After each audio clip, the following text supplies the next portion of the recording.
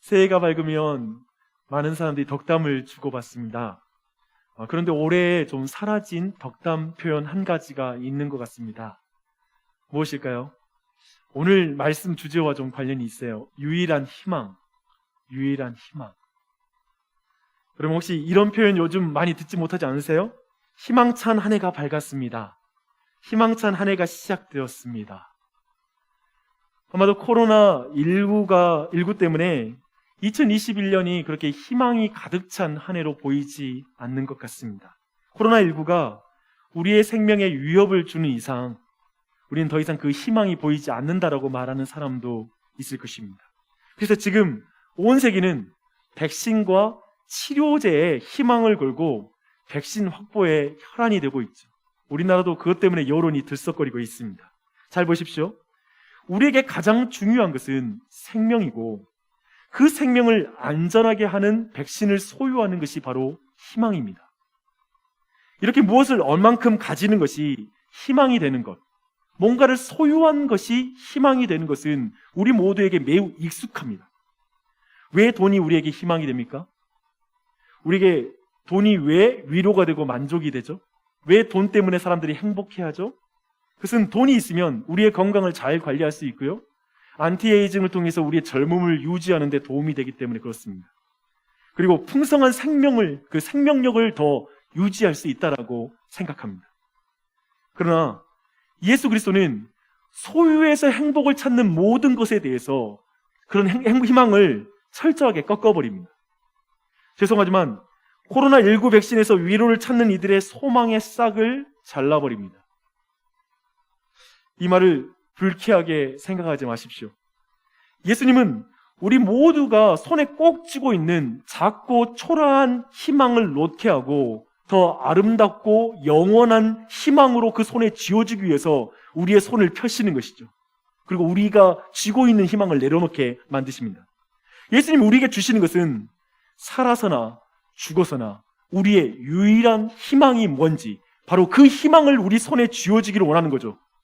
그래서 그 희망이 오늘 새해 이 신년 예배 여러분에게 줄 수 있는 최고의 복입니다. 새해 복 많이 받으십시오. 아멘. 그 복에 대해서 말할게요.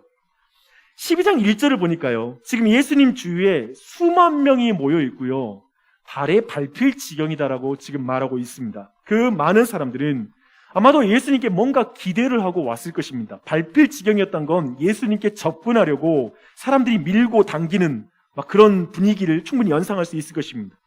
병 고침을 원하는 사람부터 해서 예수님의 권위 있는 가르침을 듣기 위해 온 사람들도 그 자리에 와 있습니다. 예수님 먼저 그런데 제자들에게 당시 종교 지도자였던 바리새인들의 위선과 거짓을 폭로하는 가르침부터 시작하십니다. 그리고 그들을 두려워하지 말라고 말해요. 왜 제자들은 그 바리새인들을 두려워할 수밖에 없죠? 그들은 제자들에게 고통을 줄 수 있기 때문에 그렇습니다. 근데 예수님 말씀하십니다. 그들은 제자들의 몸을 죽일 수는 있지만 그 후에 제자들의 영혼에 어떠한 영향도 줄 수 없다. 그들을 두려워할 필요 없다라고 이렇게 말씀하십니다. 그리고 제자들이 진짜 두려워할 분은 죽음 이후에 영원한 지옥에 던질 수 있는 분을 두려워해야 된다라고 말씀하고 있습니다. 즉 죽어서도 우리의 생명을 쥐고 계신 분을 두려워해야 된다라고 지금 말씀하고 있는 것이죠. 그래서 지금 예수님은 제자들에게 영적인 생명이 제일 중요하다라는 말씀을 지금 주고 계신 중입니다. 영적인 생명이 중요하다. 그런 상황에 무리 중 한 사람이 튀어나와서 이제 한 가지를 예수님께 청하는 장면이 오늘 본문입니다. 이 한 사람은 수많은 이유로 지금 예수님께 다가오려고 하는 사람들을 뚫고 예수님께 이 간청을 할 만큼 가까운 곳에 지금 진입한 사람이에요. 그렇죠? 그리고 아마도 그 주위에 있는 사람들 모두가 아마도 예수님께 뭔가를 간청하고 싶은 사람들이 다 모여 있었을 거예요. 하지만 예수님이 뭔가 가르침을 주기 때문에 그 가르침이 끝나기를 기다리는 사람들이 있었을 것이고요. 또 예수님이 중요한 가르침을 주고 있는데 중간에 끼어들 수 없잖아요. 그럼 무례함을 범할 수는 없으니까요. 근데 지금 그런 상황에 지금 한 자리 끼어들어서 지금 이 말을 하고 있는 것입니다. 그래서 궁금해져요. 도대체 얼마나 대단한 것이길래 이 사람이 뭘 구하는 것일까라는 생각이 듭니다. 그의 청은 이것입니다. 선생님, 형이 아버지에게 받은 유산을 공정하게 저와 나누지 않습니다. 오셔서 이 경제 불공정의 문제를 해결해 주십시오. 라고 말합니다. 어떤가요? 예수님께 대단한 걸 구하러 나온 줄 알았더니만 돈 문제 해결해 달라고 구하고 있습니다. 사랑하는 사람이 죽을 병으로 고통받는 사람, 그리고 그 자리에 혹은 고칠 수 없는 병에 걸리고 나서 자신의 탐욕스러운 삶을 후회하고 이제 예수님의 가르침을 듣기 위해 온 사람들이 이 말을 들었다면 아마도 참 어리석은 사람이구나, 별거 아닌 거 가지고 구하고 있구나, 인생을 모르는구나, 이렇게 생각할 수 있는 그런 제목이라고 볼 수 있습니다. 하지만 질문이 있어요. 여러분의 현실에서 볼 때 이 사람이 구하는 요청은 어떻게 다가오십니까? 그렇게 무시할 만한 그런 제목인가요? 예수님은 그런데 그의 요청을 거절해버리세요. 예수님은 이 땅의 경제 정의에 관심이 없으신 것입니까? 물론 한 가정의 경제적 불공정에 의한, 그래서 말미암아 그 관계가 다 깨져버렸잖아요. 가족 관계가 다 깨져버렸잖아요. 거기에 대해서 예수님은 전혀 관심이 없으신 것입니까? 만약 여러분의 가정에 유산 문제 때문에 형제의 관계가 완전히 깨져버린, 산산조각 나버린 고통스러운 과정을 통과한 사람이 있다면 지금 이 사람이 가지고 온 문제는 굉장히 진지한 질문이고요, 매우 중요한, 자신도 하고 싶은 그런 질문일 수 있습니다. 이 일로 가족들이 경제적 빈곤에 시달렸다고 생각해 보십시오. 누군가가. 그렇다면 더욱더 이 문제는 가벼운 문제는 아니에요. 그에게는 너무나 바로 잡아야 될 문제입니다. 사실 여기에 등장한 이 가정, 즉 이 사람의 문제는, 이걸 확대하면 이 사회가 그대로 다 드러납니다. 오늘날 사회의 갈등이란 것은 한마디로 부의 분배가 아닙니까? 부의 분배를 어떻게 할 것인가? 부의 분배에 대한 방법을 두고 이 세상은 크게 두 가지로 갈려져 있죠. 나누어져 있습니다. 그렇다면 한 개인과 거대한 사회의 간구인 그 부와 소유, 돈이라는 주제에 대해서 예수님은 전혀 관심이 없는 것입니까? 예수님이 여기에 대해서 간섭하고 싶지 않아요? 그 안에 있는 불공정과 고통에 예수님은 전혀 상관하지 않으면서 영혼 구원이 제일 중요한 거야, 영혼만 구원받으면 돼, 나는 어떤 이런 입장으로 이 문제를 대하시는 것입니까? 아닙니다. 아닙니다. 예수님의 39개의 비유가 성경에 등장하는데요, 39개의 비유 중에 11개가 돈과 관련되어 있거나 그 돈이 사용되는 것과 관련되어 있습니다. 돈 문제와 관련이 있어요. 이 말은 예수님이 말씀하시면 거의 30% 가까이가 직감적으로 돈의 문제와 관련이 있다는 말입니다. 예수님은 계속 돈을 어떻게 사용해야 되는지에 대해서 끊임없이 성경은 말하고 있습니다. 예수님은 사회 정의에 대해서 큰 관심을 가지고 계십니다. 그가 창조한 세상 안에 하나님의 공의로운 일들이 이루어지는 것, 경제가 온전하게 바르게 움직이는 것에 대해서 예수님은 관심을 가지고 계십니다. 특별히 누가복음은 가난한 자들에 대한 관심이 굉장히 크거든요. 그런 의미에서 이 문제는 예수님이 평소에 자주 하시던 말씀이에요. 그런 의미에서 이 사람은, 이 동생은 예수님께 이 말씀 드리면 바로 잡아줄 것이야 라고 생각하고 이 말을 했는지 몰라요. 왜냐하면 예수님 평소에 자주 하시던 말씀의 주제이니까요. 그렇다면 왜 예수님은 이 요청을 거절하는 것입니까? 분명히 이건 바로 잡을 수 있잖아요. 예수님 정확하게 그가 가진 두 가지 문제를 지적합니다. 이 말은 어떤 의미에서 예수님은 그의 요청을 거절한 게 아니에요. 그의 요청을 무시하는 게 절대 아닙니다. 도리어 그가 간과하고 있는 것, 그가 무시하고 있는 것, 그가 오해하고 있는 두 가지를 먼저 언급하는 거예요. 그걸 언급해야지만이 이 문제를 다룰 수 있는 것이죠. 분배의 문제를 말할 수 있는 것이죠. 우선순위가 바뀌지 않으면 사회 정의의 문제를 다룰 수가 없는 것이죠. 이것은 매우 중요합니다. 오늘 이 말씀을, 그리고 저희 교회 처음 방문해서 이 말씀을 듣는 사람도 있을 수 있고요, 그리고 매주마다 교회에 오신 분들도 너무 쉽게 오해하는 두 가지가 있습니다. 우리가 예배할 때 오해하는 두 가지입니다. 그리고 우리가 기도할 때 오해하는 두 가지이기도 하고요, 우리 모두가 종교에 대해서 바라볼 때 뭔가 오해하는 두 가지. 그래서 처음 교회에 왔을지라도 두 가지의 이 오해는 피할 수가 없을 것입니다. 첫 번째는 뭐냐면 예수님을 오해하는 것입니다. 예수님은 그것을 지적하세요. 누가 나를 너희의 재판장이나 물건 나누는 자로 세웠느냐? 여러분 주의하십시오.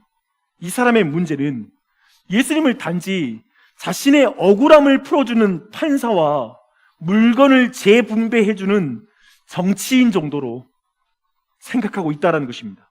그래서 민원 신청을 하고 있는 것이죠. 성경에서 예수님은 온 우주와 역사의 재판장이라고 말하고 있습니다. 맞습니다. 재판장 맞습니다. 또 마지막 심판날에 예수님은 유산을 나누는 정도가 아니에요. 예수님은 모든 인류를 양과 염소로 나누는 자입니다. 그래서 육체의 죽음 이후에도 우리의 생명을 쥐고 계시는 참된 재판장이시요 그 참으로 나누는 자이십니다. The Great Judge라고 말할 수 있고요. The Great Divider라고 말할 수 있습니다. 참으로 가장 위대한 심판관이시고 그리고 모든 걸 나누는 자이십니다. 지금 예수님은 사회정의와 부의 불공정한 분배에 관심 없으시다고 말씀하시는 게 아닙니다.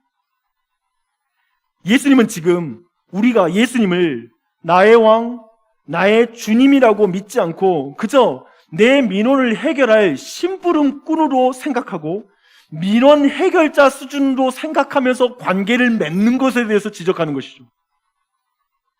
이 말은 사실상 그 사람이 여전히 스스로 왕인 사람입니다.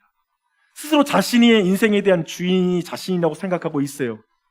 그래서 여전히 그의 모든 것은 하나님의 것이라고 생각하지 않아요. 자신의 모든 소유가 하나님의 것이라고 생각하지 않아요. 그는 하나님보다 자신의 소유를 더 사랑하는 자예요. 그래서 그 자신이 사랑하는 자를 위하여, 가장 사랑하는 것을 위하여 하나님을 동원할 수 있는 자예요. 그의 인생의 유일한 희망은 뭡니까? 그가 가장 사랑하는 게 뭡니까? 돈입니다. 지금 그것을 가지고 있는 것이죠. 15절을 읽겠습니다. 그들에게 이르시되 삼가 모든 탐심을 물리치라. 사람의 생명이 그 소유에 넉넉한 데 있지 아니하니라 하시고 두 번째 오해가 나옵니다. 그리고 이제 예수님은 그가 가진 희망의 실체가 뭔지를 명확하게 드러내십니다. 뭐냐면 사람의 생명이 그 소유에 넉넉한 데 있다라고 생각하는 사람이라는 것입니다. 소유의 넉넉함에 희망이 있다라고 생각하는 거예요. 여기에서 생명이란 직역하면 그의 존재라고 말할 수 있습니다. 그의 존재. 예수님 말씀하십니다. 당신의 소유에 당신이 존재하는 것이 아닙니다. 너의 소유에 넉넉한데 너의 생명이 있지 않다. 당신의 생명과 존재는, 행복과 희망은 소유에 존재하지 않습니다. 라고 지금 말씀하고 있습니다. 이렇게 예수께서 지금 와서 지금 형을 심판하여 경제정의를 실현해달라고 하는 그 동생을 보실 때 사실 먼저 판결을 받아야 될 사람이 동생이라는 거예요. 그가 먼저 예수님 앞에서 바르게 지금 교정돼야 된다는 거예요. 형을 먼저 고치고 됐다고 하나님 내 형을 고쳐주세요 라고 말하고 있잖아요. 그 순간 예수님은 아니 지금 너가 먼저 고쳐줘야 돼 라고 말하고 있는 것이죠. 그는 하나님이 아니라 돈이 생명을 준다라고 생각했기 때문에 그렇습니다. 그는 하나님이 아니라 돈을 희망이라고 생각하며 돈으로부터 큰 위로를 받는 사람이었습니다. 그래서 그는 창조주인 하나님보다 돈을 더 사랑하는 사람이죠. 소유의 넉넉함에 생명이 달려있기에, 행복이 달려있기에 예수님을 이용해서 소유를 확보하려고 하는 것이 지금 이 사람이 간구하는 중요한 주제입니다. 예수님은 이 문제를 드러내십니다. 예수님은 그리고 그에게 말씀하세요. 그리고 우리에게 이렇게 말씀하세요. 내가 왜 여기에 있는지 아직도 모르겠느냐? 나는 내가 너 자신이 스스로 생각할 때 너의 정체성을 만들어 줄 것이라고 생각하는 그 커리어를 갖추게 하기 위해 이 땅에 내가 온 것이 아니다. 내가 너의 정체성이다. 내가 누구인지 아직도 모르겠니? 나는 너 스스로를 행복해 줄 것 같은 것들을 내가 선물해 주기 위해 온 존재가 아니라 내가 너의 행복이다. 내가 길이요, 진리요, 생명이다. 너의 존재이다. 이 말씀을 하시는 것이죠. 때 한번 우리를 돌아봐요. 우리는 끊임없이 하나님, 내가 생각할 때 이 좋은 게 있는데요, 이것 좀 주지 않을래요? 하나님, 내 생각에 이렇게 하면 너무 좋겠는데요, 하나님 도와주시지 않을래요? 우리의 기도라는 것은 계속해서 하나님의 수준을 낮추는 것이 아닙니까? 내가 생각할 때 더 좋은 게 있는데 하나님이 여기에 좀 도와주지 않을래요? 하나님, 이것을 주시면 제가 행복할 것 같아요. 하나님, 이런 지위를 제게 주신다면 제가 만족할 수 있을 것 같아요. 제가 이런 칭찬을 들으면 제 자존감이 회복될 수 있을 것 같아요. 하나님이 들어주시면 제가 하나님께 올해 내 모든 삶을 헌신할게요. 10의 1조를 더해서 내가 헌금할게요. 그런 이들에게 주님 말씀하십니다. 왜 너는 자꾸 모래성 위에 튼튼한 집을 지어달라고 나한테 기도하는 것이니? 나는 내게 좋은 집을 주고 싶단다. 하지만 모래성 위에다가 집을 지어주는 것은 아무런 의미가 없지. 내가 너의 행복이 되고 내가 나의 자녀가 되는 것으로 네가 만족하고 내가 너를 사랑하는 것이 너의 자존감이 되는 것, 내가 예수 그리스도를 통해 준 은혜에서, 내가 준 은혜에서 너의 존재를 발견하지 못하면 너는 이 세상 어떤 곳에서도 너는 너의 존재를 발견할 수 없단다. 행복을 발견할 수 없단다. 이렇게 말씀하시는 것이죠. 그래서 주님은 우리가 소유에서 생명을 찾는 것, 돈에서 정체성을 찾는 것을 그냥 참고 보지를 못하십니다. 주님은 우리가 모래성 위에 인생을 쌓는 것을 사랑으로 지켜보는 아버지가 아닙니다. 어떻게 그래요? 뻔한데요. 모래성을 때로는 흩어버리기도 하시죠. 그래서 예수님은 한 비유를 하고 나서 무서운 책망을 합니다. 소유의 넉넉함에서 자신의 존재를 찾는 자에게 뭐라고 하냐면 바보야, 어리석은 자야. 참고로 예수님이 구체적으로 누군가에게 바보라고 직접적으로 말하는 것을 거의 성경에서 저는 찾아볼 수가 없습니다. 이 장면, 바보야. 이 비유에 한 부자가 등장합니다. 그는 소질이 풍성하자 계속 쌓아두는 것에 관심을 갖습니다. 그래서 곡간을 크게 짓습니다. 34절이 말하듯이 보물이 있는 곳에 그의 마음이 있기 때문에 그렇습니다. 그의 마음은 곡간에 소출과 물건이 쌓이자 만족해요. 오늘식으로 말하면 은행 잔고에 수십억, 수백억이 딱 이렇게 쌓여 있으니까 너무 영혼까지 만족하는 것입니다. 그는 자신의 만족감을 이렇게 표현합니다. 영혼아, 봐봐요.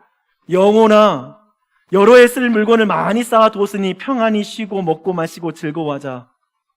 예수님은 이 말 하고 나서 더 이상 비유를 이어가지 않고 아주 직접적으로 이 비유의 대상이 너야 라고 지적하듯이 바로 말해요. 바보야, 오늘 밤 내 영혼을 도로 찾으면 그 준비한 것이 어떻게 되겠니?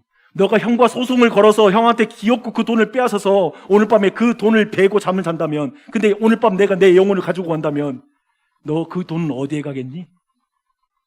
이 비유는 이 땅의 생명과 소유가 얼마나 불안하고 그리고 그것이 얼마나 일시적인지에 대해서 강조하는 비유입니다. 불안하다는 거예요. 이 땅의 사람들은 소유와 생명을 연결시키죠.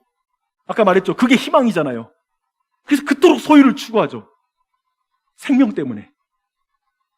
그래요. 근데 그것에 대해서 지금 얼마나 그것이 연결이 부족한지에 대해서, 그 고리가 얼마나 약한지에 대해서 예수님은 강조하시는 거예요. 언제까지나 살 것처럼 육신의 즐거움을 맛보는 것이 얼마나 바보 같은 것인지에 대해서 말씀하고 있습니다.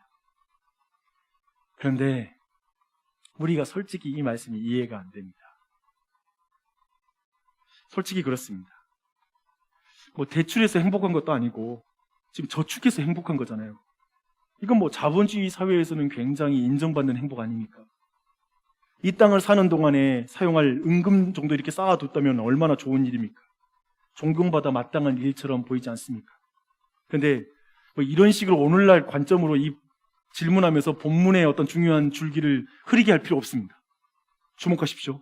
성경은 저축을 부정적으로 보는 게 아닙니다. 예수님은 내가 저축했어.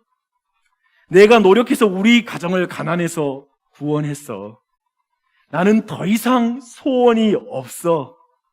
이제 나는 내가 이룬 것을 즐길 뿐이야. 나 더 부러운 사람도 없어. 나 더 바라는 것도 없어. 온통 나. 오늘 말씀 봐봐요. 온통 그 부자의 말에는 나라는 1인칭 주어가 되게 많이 사용됩니다. 나를 위해. 내가 다 했어. 나 자신이 오늘 밤이라도 죽을 수 있는 존재인 것을 보지 못하는 것을 주님은 경계하십니다. 결국 돈이라는 것이 영적으로 진정한 현실을 보지 못하게 하는, 우리를 눈뜬봉사로 만들게 하는 그런 힘이 있다는 것 또한 더 드러납니다. 사람들은 끊임없이 소유와 생명을 연결시키는데, 그래서 돈이 많으면 자신이 영원히 살 수 있을 것처럼 그렇게 자신감을 갖게 되는데, 예수님이 말씀하시는 건 그 돈과 소유의 관계는 불완전하고, 아니 그 돈과 소유의 관계는 없다라는 거예요. 크지 않다라는 거예요. 코로나19 백신이 생명과 굉장히 관련이 있어 보이죠. 맞죠? 하지만 성경이 말하는 것은 생명은 하나님이 쥐고 있다는 거예요. 오늘 밤 내가 내 영혼을 내가 데려가면 너 어떻게 될래? 이렇게까지 말씀드려 죄송합니다만, 대한민국이 전 국민이 20번을 고쳐 200번 맞을 수 있는 백신을 최고의 백신을 확보한 그날 밤에 큰 지진으로 원전 하나만 터져도 그 모든 것이 무용지물이 될 것입니다. 은행에 수십억을 저축했는데 하루아침에 은행이 파산한다면 그 또한도 휴지 조각에 지나지 않을 것입니다. 어떻게 되는 것입니까? 비유의 거침을 용서하시되 소유와 생명이 이토록 불완전한 고리를 가지고 있다는 걸 주목하십시오. 불완전합니다. 그리고 여러분의 한번 이 말씀 생각하면서 여러분의 인생의 방향을 한번 돌아보십시오. 지금 소유로 내 인생을 더 생명력 있고 안전하게 만들려고 하고 있는 우리의 삶의 대부분이 거기에 있지 않습니까? 여러분 이런 말 들어보셨어요? It's the economy stupid 라는 말입니다. 바보야, 경제가 문제야. 이것은 1992년도에 미국 대통령 선거에서 빌 클린턴의 진영에서 내걸었던 선거운동 문구입니다. 이 문구는 당시 불황을 겪고 있었던 미국 사회 그리고 많은 국민들에게 호응을 얻어서 결국 부시를 꺾고 클린턴이 대통령으로 당선이 됩니다. 보이는 세계가 전부이고 이 생애가 전부인 세상에서 소유가 넉넉한 것은 권력이고 정체성이고 존재이고 희망이죠. 돌아오면 현실 권력을 잡기 위해 대의 명분 따위는 이제 집어치우고 배부르게 해주면 된다라고 하는 이 정치가 전면으로 구호로 나오면서 사람들이 대놓고 가는 방향으로 나간 건 제 생각에 1992년도가 분기점이 아니었을까 싶습니다. 특별히 세계의 모든 나라의 민주주의의 표본이라고 말하는 미국에서 이것을 걸고 나왔기 때문에, 그것으로 대통령 됐으니까요. 그리고 부자 되세요라는 말이 유행처럼 퍼지며 부자로 만들 것 같은 지도자가 우리나라의 대통령이 또한 되었습니다. 트럼프는 어떤가요? 결국 자국 중심주의라는, 어쩌면 이제 미국의 어떠한 포장된 어떤 모습들 다 벗어버리고 민낯을 드러내서 그냥 먹고 사는 것 문제로 모든 것들의 개념들을, 그리고 대통령이 된 그런 인물 아니겠습니까? 제가 지금 어떤 정치 세력을 비하하려고 하는 말이 아닙니다. 부족한 식견으로 볼 때 이 세상의 역사와 정치라는 것도 결국 분배의 문제이고 그것으로 거대하게 분리가 됩니다. 거기에 사회 정의를 외치고 거기에서 경제 정의를 외칩니다. 이 모든 것을 오늘 말씀 한 줄로 요약이 되는 것 같아요. 그것은 이것입니다. 이 세상은 생명이 소유의 넉넉함에 있다고 생각합니다. 라는 말이죠. 존재와 정체성이 소유에 있다고 생각하는 것. 가지는 것에 생명이 있다고 생각하는 것, 이 한 줄에 이 모든 세상이 요약되어 있습니다. 세상의 추구이죠. 세상의 가치관이죠. 세상의 방향입니다. 그래서 이 세상은 무엇을 가지는 것에서 희망을 찾습니다. 그것만 있으면 행복할 텐데, 그것만 있으면. 제가 이 세상에 정치 문화를 제가 말씀 안에 가져온 이유가 있습니다. 바보야, 경제가 문제야 라고 말하는 세상을 향해 예수님이 통렬하게 말씀하십니다. 경제가 문제야 라고 말하는 내가 바보야. 오해는 하지 마십시오. 다시 말하지만 성경은 불의한 경제에 대해서 민감합니다. 다만 성경은 모든 희망과 정체성, 모든 존재와 그리고 모든 어떤 것들을 경제와 돈에 다 걸어버리는 것, 그리고 분배의 문제만 해결되면 모든 것이 완성될 것이기 때문에 정치에 올인하고 이제는 정치 문제로 가족들끼리 싸우고 그리고 가족들끼리 나누어져 버린 이 무서운 정치 어떤 광신도와 같은 이 상황, 거기가 민감해진 이 상상에 대해서 예수님은 반대하십니다. 예수님은 소유에서 희망을 찾는 우리의 관점을 뒤집어 버리십니다. 예수님은 그 반대로 어떻게 뒤집냐면요, 예수님은 우리를 소유한 분이 누구인지를 주목하라고 말씀하십니다. 이것이 희망입니다. 우리를 소유한 분, 내가 소유한 것이 나의 희망이 아니라 우리를 소유한 분이 누군지를 주목하라 라고 말하고 있습니다. 그것이 진정한 희망이죠. 사나 죽으나 유일한 희망입니다. 지금 예수님은 산 위에서 이 말씀을 하고 계시거든요. 주님은 22절 이하를 보니 계속 우리를 소유하신 하나님 아버지를 주목하라고 구체적으로 말씀하세요. 너희 목숨을 위하여 무엇을 먹을까, 몸을 위하여 무엇을 입을까 염려하지 마라. 까마귀를 생각해봐라. 심지도 아니하고 거두지도 아니하며 골방도 없고 창고도 없으며, 아까 비유 말씀하셨죠? 창고도 없으되 하나님이 기르시나니 너희는 새보다 얼마나 귀하냐. 백합화를 봐라. 들풀도 하나님이 입히신다. 하물며 너희들을 안 입히겠어? 너가 누구에게 속해 있는지 봐. 넌 나의 자녀야. 넌 내 것이야. 그게 너의 유일한 희망이야. 그것이 너의 유일한 위로야 라고 말씀하고 있죠. 계속해서 우리를 소유하신 하나님을 소망하라고, 주목하라고 지금 말씀하고 있는 것입니다. 예수님은 계속 우리에게 주님께 속하라는 것을 이렇게 말씀하세요. 나는 양으로 생명을 얻게 하려고, 더 풍성히 얻게 하려고 왔단다. 그러니 내 안에 거하라. 나도 너희 안에 거하리라. 뉴시티 교리문답은 이것을 묻고 답하는 방식으로 이렇게 말합니다. 묻습니다. 사나 죽으나 우리의 유일한 희망은 무엇입니까? 답합니다. 우리는 우리 자신에게 속한 것이 아니며 육체와 영원, 삶과 죽음 모두 우리 하나님과 우리 구주 예수 그리스도께 속한 것이라는 사실입니다. 지금 말하고 있는 뭐냐면 내게 속한 것이 나의 희망이 아니라 우리에게 속한 집이, 나에게 속한 돈이, 통장이 나에게 희망을 주는 것이 아니라 내가 속한 분은 예수 그리스도십니다. 그분이 나의 사나 죽으나 유일한 희망입니다 라고 말하고 있는 것이죠. 우리가 소유한 것에 희망이 있지 않고 우리를 소유한 분에게 우리의 희망이 있습니다. 주 안에 사랑하는 여러분, 2021년 안전한 백신이 빨리 보급되어서 전 세계가 코로나19 이 공포로부터 하루속히 해방되었으면 좋겠습니다. 그러나 그것을 소유하는 것은 사나 죽으나 우리의 소망이 될 수는 없을 것입니다. 알다시피 백신의 유효기간이 6개월 아니면 1년 이렇게 말하기도 하더라고요. 다른 전염병이 돌 수도 있고요. 그리고 사고와 다른 질병의 위험, 노화는 계속 될 것입니다. 그 사이에 무슨 옷을 입고 무슨 차를 타고 무슨 집에 살고 어떤 음식을 먹어도 우리는 죽음을 피할 수 없습니다. 그러니 사나 죽으나 유일한 희망은 백신이 될 수도 없을 것이고 다른 것도 될 수가 없겠죠. 사랑하는 여러분, 21절은 그래서 그러면 오늘 말씀대로 우리가 어떻게 살아야 됩니까? 라고 말하는 것에 대해서 대답하고 있습니다.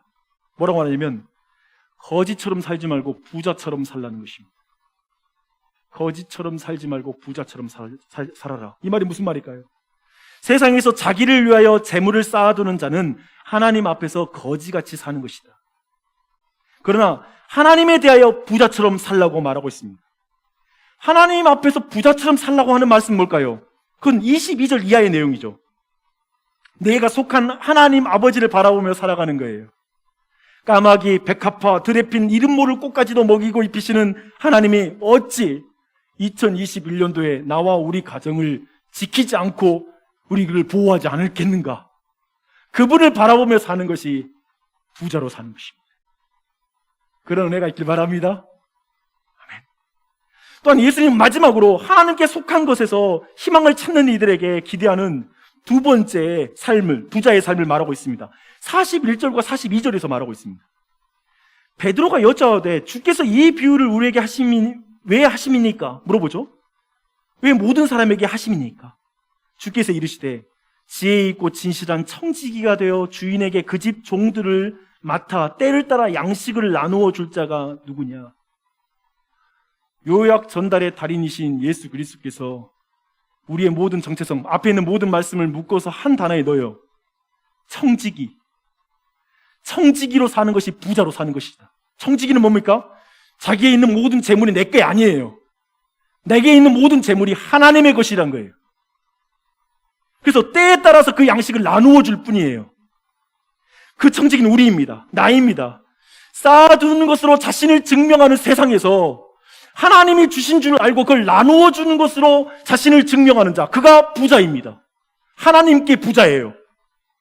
하나님은 그러나 그 청지기들을 보십시오. 지혜롭다고 말씀하고 계세요. 세상 사람들은 자신의 재물을 나누는 자를 바보라고 말합니다. 왜냐하면 쌓아두는 걸로 증명하거든요.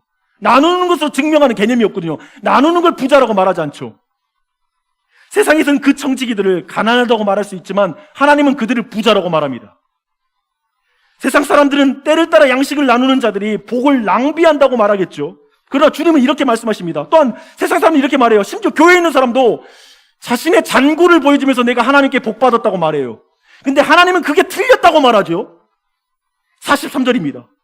주인이 이를 때 그 종이 그렇게 하는 것을 보면 그 종은 복이 있느니라. 무엇이 복입니까? 나누는 게 복입니다.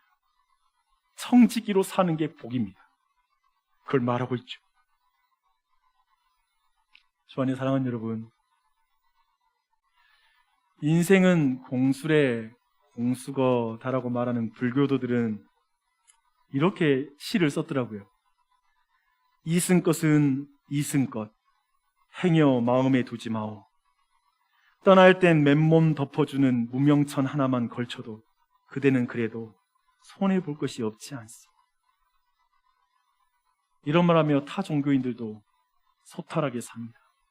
물론 그 안에 욕심꾸러기도 기독교회 안에 있는 욕심꾸러기 있는 것처럼 그들의 종교에도 그런 욕심꾸러기는 있습니다. 그러나 그들을 두고 그리스도인이라고 말하지 않습니다. 여기를 보십시오. 한 남자가 있습니다. 그는 머리 둘 곳이 없었습니다. 집이 없었습니다. 그는 두 벌 옷이 없었습니다. 옷 한 벌을 거치고 있을 뿐입니다. 그는 돈이 없는 남자였습니다. 그의 추종자들은 변변치 않는 직업의 아웃사이더들이었습니다. 그는 무력하게 십자가에 달려 자신의 유일한 옷마저도 빼앗기고 다 나누어 줬습니다. 제자들은 다 떠났습니다. 그는 그곳에서 관상으로 초월하며 공수래 공수거하면서 죽어가는 존재가 아니었습니다. 모든 걸 가지신 하나님이셨지만 죄인을 위해서 하늘의 모든 영광을 내려놓으시고 죄인을 위해 자기의 몸까지, 자기의 소유, 아니 자기의 살과 피까지 다 비워내셨습니다. 그리고 대속하셨습니다. 그리고 지금까지 그는 역사상 가장 영향력 있는 사람으로 하나님으로 계십니다. 예수 그리스도이십니다. 그리고 소유에서 부자가 아니란다, 나눠서 부자란다 라고 제자들에게 가르치셨고, 그 무력했던 제자들은 이 말씀에 순종하여 성령 안에서 위대한 일을 이루었습니다. 사랑하는 여러분, 이 한 해 자신의 모든 것이 주님의 주신 것임을 믿고 나아가는 청지기로, 그러한 삶으로 주님의 교회가 세워질 줄 믿습니다. 그리고 우리의 가정이 세워질 것입니다. 하나님의 나라가 확장될 것입니다. 새해 복 많이 받으십시오. 새해 복 많이 받으십시오. 새해 복 많이 흘리십시오. 많이 흘리는 게 복 받은 거니까요. 그러한 한 해 되시기를 축원합니다.